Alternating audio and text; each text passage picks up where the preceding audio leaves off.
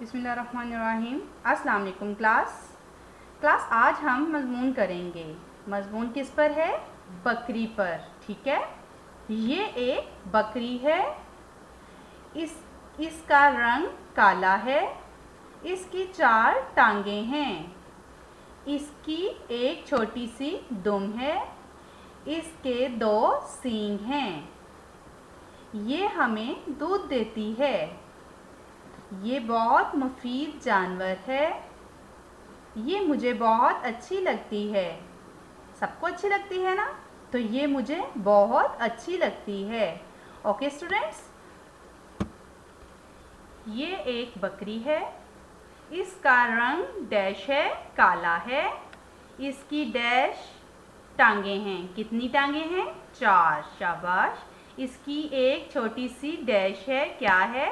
दुम है। इसके 2 डैश हैं, सींग हैं। ये डैश देती है। क्या देती है?